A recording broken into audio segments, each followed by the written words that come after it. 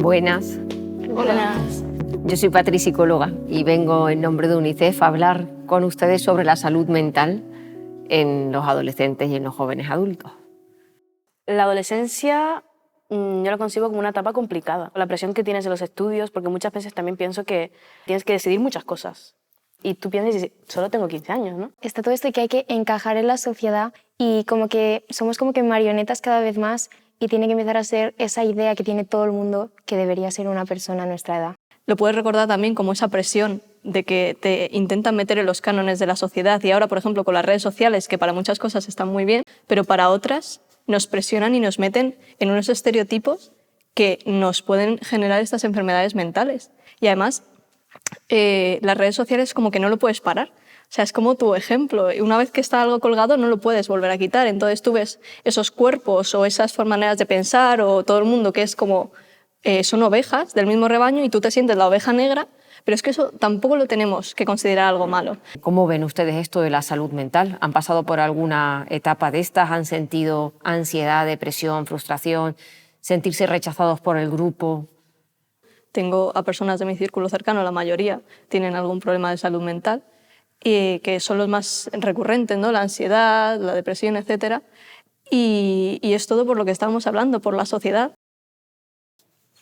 No, y a veces es difícil encontrar un espacio seguro, sobre todo, metiéndome ya en un tema, personas LGBT, es difícil a veces encontrar un lugar seguro, incluso en tu propia casa, incluso en tu propia localidad. Muchas veces la LGTB-fobia es un problema que crea trastornos mentales a personas que las sufren. O sea, las personas LGBT no es casualidad que sean personas con altas probabilidades de tener un trastorno mental. Sí, nosotros podemos ir al psicólogo y tratar el trastorno o la ansiedad que nosotros estamos sintiendo, pero al fin y al cabo vamos a seguir la misma sociedad. Entonces, es verdad que no tenemos que estar obligados a encajar en un sitio, ¿no? Pero la sociedad en sí nos obliga, sobre todo en la parte de adolescencia, que tú te estás descubriendo y que estás muy insegura contigo, es decir, tengo que encajar, ¿cómo lo hago? Cuando los adolescentes sienten esta ansiedad o la depresión o un conflicto, ¿no? ¿Dónde suelen acudir? ¿Acuden a profesionales? ¿Acuden a su entorno? ¿Con quién suelen hablar? ¿A quién se dirigen ustedes cuando tienen algo por dentro de lo que tienen que hablar? Yo creo que sobre todo así las personas de esta edad acuden más a sus amigos antes que a un profesional, porque hay mucha gente que no tienen tanta suerte y no pueden hablar de esas cosas con sus padres y no se sienten con fuerza a veces por vergüenza, por miedo, por lo que sea, para hablar con un profesional y entonces acuden a sus amigos. Pero ¿qué pasa? Que muchas veces los amigos están igual que ellos o peor, o simplemente intentan ayudar escuchando, porque es que no tenemos formación tampoco nosotros, o sea, no podemos hacer nosotros de profesionales porque no lo somos y esa gente lo necesita. Ir a un psicólogo no es accesible, al menos ahora mismo. Es un privilegio casi, ¿no? Poder ir al psicólogo. Sí, y además es lo que decíamos, sigue habiendo una barrera cultural, un tabú respecto a lo del tema de voy al psicólogo, sí, porque necesito ayuda y es algo bueno, me está ayudando a mejorar, ¿sabes? No lo tenemos que ver como algo extraordinario o que no suceda, porque muchas personas hemos ido al psicólogo o vamos o iremos en un futuro al psicólogo. Entonces es, por ejemplo, lo que decías tú, si tienes un problema con el amigo no puedes recurrir a él, si tienes un problema con la familia no puedes, si no puedes acceder al psicólogo porque hay un tabú, ¿a quién vas? ¿A quién pides ayuda? A ningún ¿no? lado, o sea, Sí, claro. o por Te quedas ejemplo, sin salida. Claro. ¿Y el instituto o la universidad piensan que son fuentes de apoyo tanto por el espacio en el que uno está o la gente que uno conoce? No sé cuál es la experiencia de ustedes. Si el instituto o la universidad es un lugar seguro, si se han sentido apoyados por los compañeros, por los profesores. Yo diría que no, que al contrario, o sea, el instituto es de los sitios menos seguros. La mayoría de acosos y abusos y todo suceden en el instituto y no te van a preguntar, oye, ¿estás bien? No sé qué. No, es como, no va con ellos y siempre usa la excusa de que ellos no son psicólogos, no es su trabajo, ellos van a enseñar, pero es que, no sé. Yo te entiendo, perdona, porque yo creo que el dolor ajeno es el dolor de todos, ¿no? O sea, cuando pasa algo cerca tuyo, no es el dolor de otra persona, es el dolor tuyo, porque tú estás siendo partícipe de esa experiencia que estás viviendo en ese momento. Yo personalmente, en cuanto a profesorado, me he encontrado como los dos extremos, ¿no? Sí que hay mucho profesor profesora, que sí que realmente se preocupan por los acosos, por lo que pasa en la clase y que a lo mejor tampoco tienen las herramientas como para poder ayudar tanto como quieren, ¿no? Deberíamos de dar formación a los profesores o incluso que existan especialistas de la salud mental y que existan una serie de psicólogos y psicólogas en el centro para que ya no sea un problema fuera del centro. La salud mental es preocupante, sobre todo en la adolescencia. Yo siento como que si al final a lo mejor mis problemas no son importantes, porque me doy cuenta de que si yo tengo problemas y cuando los trato de decir o algo, los adultos, los profesores y eso me ignoran o le quitan importancia, empiezo a hacerme creer que realmente igual no tienen importancia cuando sí las tienen. Y entonces al principio, después de eso, te empiezas a callar esas cosas y a callarte cada vez más hasta que empieces a callarte un montón de cosas importantes y luego no las cuentes porque digas, no les va a importar, igual no es tan importante. Y al final sí que es un vacío tremendo porque te empiezas a apartar de la sociedad y empiezas a sentirte más solo y me parece que es muy frustrante. Si te sientes incluso culpable por preocupar a los demás con algo que realmente parece que no tiene ninguna importancia, pero si para ti es importante, es que es importante. Y normalmente esas emociones no se suelen validar. O muchas veces no existe la persona que las valida en tu entorno. O sea, como persona LGBT que soy, muchas veces en mi entorno no ha habido ese tipo de colectivo. Entonces, cuando tienes un problema y empiezas a descubrirte a ti mismo, ¿a quién te agarras? O sea, no existen personas LGBT en tu entorno y buscas referentes. O sea, no tienes un referente como Claro, tú. no lo tienes. Y sobre todo, yo que sé, en un pueblo pequeño, como fue mi caso, desarrollarte como adolescente LGBT, no sabes dónde agarrarte. O sea, tengo un problema, pero ¿quién puede comprenderme? Posiblemente nadie. Entonces empiezas a buscar referentes y yo creo que los referentes son importantes. ¿Cuánta presión sienten ustedes por parte de los padres del instituto, de lo que se espera de ustedes? La autoexigencia exagerada es muy mala y muy dañina y muy tóxica. ¿Será por la competitividad que puede haber en el instituto, en el aula? Sí, Totalmente. eso puede ser, por Se ejemplo. motiva. Sí. Y además bachillerato, segundo de bachillerato. Es muy fuerte. Yo lo pasé como de, un momento, esto no es una carrera de quién llega primero. O sea, mientras aprobemos todo vamos bien. Y a mí me pasó lo mismo que tú. Yo me autoexigí muchísimo. Yo dije, como no entre en la carrera, se me cae el mundo. Y entonces yo tenía que llegar, o sea, de algún momento tenía que llegar. Yo he estado enfrente de los apuntes y empezar a llorar y decir, ¿por qué estoy haciendo esto? Está como muy normalizado estar estudiando y que te den a lo mejor un ataque de ansiedad estudiando. Está muy normalizado y no tendría que estar normalizado. Sí, exactamente. Sí, totalmente. y los compañeros y compañeras es cada vez peor. Porque, por ejemplo, yo saco muy buenas notas, entonces ya como que toda mi clase me tiene como que soy la más lista de clase, no sé qué, y a mí me pido los apuntes y los deberes. Y claro, o sea, a mí, en plan, me encanta que me vean como que soy lista y eso, pero de repente llego a un examen y saco, imagínate, un 7 y ya es como, ay, al final no eras tan lista. Y esa clase de comentarios me hacen sentir como que, oye, a lo mejor igual no soy tan lista. Ya he fracasado. Y claro, y cuando en realidad tengo una buena nota, ¿sabes? Y entonces es innecesario eso. O sea, Es el miedo a fallar. Tengo aquí una pregunta que les ha dejado alguien. Hola, soy Carolina Marín y quería saber si de alguna manera os ayuda el deporte para afrontar el estrés o la ansiedad. yo diría que absolutamente. O sea, el deporte es algo súper liberador que además ayuda en temas de salud y entonces si estás mejor saludablemente siempre ayuda. Después, claro, está todo esto de si son actividades extraescolares a veces es como un peso más, ¿no? Porque te quita horas y sobre todo es que no tenemos tiempo, ¿sabes? O sea, como que ayuda muchísimo, pero ¿cuándo? O sea, cuando estás estudiando para los exámenes, cuando estás haciendo trabajo, ¿cuándo haces deporte? Y es algo prioritario totalmente, pero que no tenemos tiempo para hacerlo.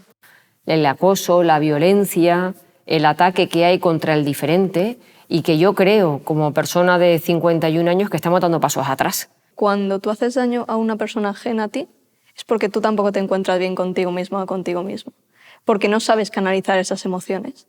Entonces, como estamos en esta sociedad en la que hay tantos estereotipos, tanta presión académicamente, familiarmente, no sabes ya con quién hablar, no sabes a quién recurrir, no tienes nada a donde agarrarte, ¿no? No sabes canalizar porque no nos enseñan. Y, por ejemplo, los hombres, que siempre está el estereotipo de no, es que los hombres no lloran. A ver, ¿cómo que no lloran? O sea, eres un ser humano, te van a salir las lágrimas, te quiero decir. Es una función del cuerpo. Entonces, si no nos enseñan cómo canalizar emociones, las vas a canalizar de mala manera y vas a recurrir a esa violencia, porque no tienes otra manera.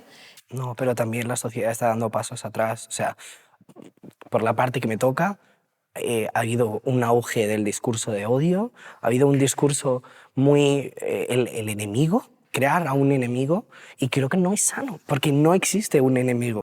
Y además, creo que la juventud ahora se está polarizando mucho. Creo que hay una parte que está a favor de tales discursos, que tiene un pensamiento o que utiliza la discriminación como una forma de no saber canalizar las emociones, y hay otra parte que está intentando escapar de ese discurso, que está intentando reconocerse a sí mismo. A toda esta situación, ¿cómo ha afectado la pandemia, el COVID? ¿Ha sumado todavía más presión? Absolutamente, porque la pandemia fue un momento en el que, como todos estábamos confinados, ¿qué pasó? Que se hizo súper protagonista las redes sociales. Y claro, fue algo bueno, ¿no? Porque de esa forma podíamos seguir conectados y todo, a pesar de estar lejos y eso. Pero ¿qué pasa? Que las redes sociales tienen toda su parte negativa y entonces todo empezó a ser más difícil, mucha más presión social con todo eso. Y además después pasamos de estar 2 años y antes de dejarnos salir, que estamos en una época en la que hay que salir, hay que disfrutarla, ¿no? Que es parte de nuestra naturaleza y parte de nuestras necesidades, pues nos mandaron directamente al instituto a volver a estudiar porque era lo importante y los profesores volvieron a exigirnos como si no hubiera pasado nada. Y o sea, la vida no sigue igual. O sea, pasamos miedo. Y además la juventud ha sido criminalizada en la pandemia a unos niveles. Sí. Generalizar nunca es acertar. Entonces, siento que se ha generalizado y que se me ha metido en un saco en el que yo no estaba. Que estemos nosotras aquí, es algo que demuestra que realmente hay parte de la juventud que no estamos en mente saco y que queremos cambiar lo que está pasando y cómo vemos el futuro. A mí la pandemia me tocó en el 2º de bachillerato justo. Yo me noté en la cuarentena con mucha ansiedad. Era todo presión, porque además en la selectividad que te lo hacen ver como el examen de tu vida, como que todo depende de ese examen y como no salga bien, no sabes qué vas a hacer. Y toda esa presión encerrada en casa puede ser muy complicado. Tengo aquí otra pregunta, a ver qué les parece respecto a las redes sociales. Las tecnologías digitales son en muchos casos un arma de doble filo. Por un lado nos dan la posibilidad de conectarnos, pero al mismo tiempo nos ofrecen muchísimos riesgos. Las presiones que existen, ¿no?, en las redes, luego la dictadura del like, la sobreexposición constante de nuestras vidas. No sé vosotros cómo lo veis.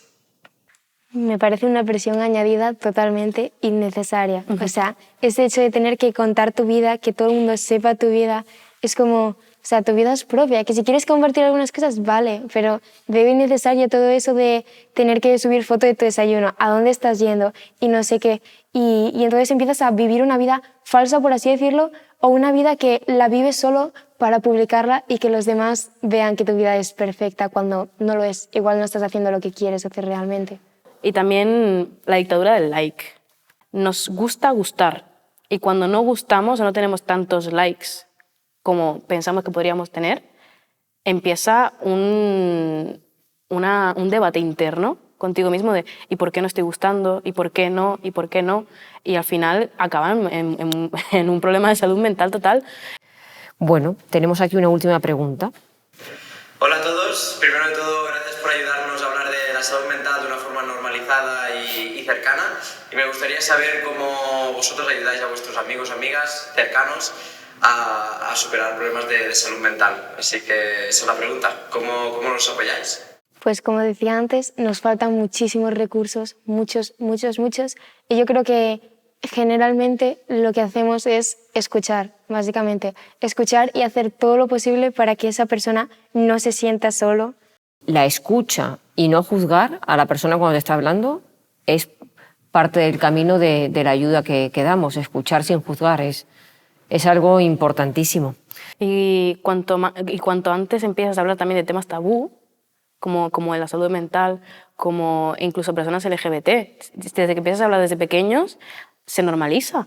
Bueno, pues para terminar ya y desde la mayor honestidad, si ustedes nos pueden decir cómo podemos ayudar padres, madres, profesores o la sociedad en general a a mejorar, ¿no?, el bienestar emocional y proteger la salud mental de la gente joven, pues nos harían ustedes un favor. Yo creo que justo lo que acabas de decir, lo de escuchar sin juzgar, el hecho de darle a una persona, hacerle sentir que tienes la confianza suficiente como para escucharlo, y yo creo que es como que la clave de todo. Siempre, no mirando de no puedo decir esto, sino porque me van a juzgar, sino, por ejemplo, cuando vas a hablar con otra persona, ponerte en su lugar y ser empático o empática y decir, ¿cómo le sentaría a esa persona o a mí que me dijesen eso? Y más escucha por parte de las instituciones y el gobierno en sí. Como, tenemos una juventud sensibilizada con temas como este, parte de la juventud que aboga por un cambio y que al final está escuchando y está absorbiendo toda la información que puede. Podéis escucharnos, de verdad tenemos grandes cosas que decir, pero necesitamos más, cada vez más, y hablar de salud mental. Bueno, pues la verdad es que ha sido un placer escucharles, porque yo creo que si los adultos escucháramos más a los adolescentes y a los niños, aprenderíamos mucho mejor y la convivencia o el vínculo también se podría fortalecer y sería todo mucho más empático. Yo creo que la salud mental de niños y adolescentes es nuestra responsabilidad y nosotros tenemos que poner ahí mucho más, las instituciones públicas, los colegios, la sanidad, y a ver si entre todos podemos darle un poquito más de calidad. Así que muchas gracias. Gracias. Gracias.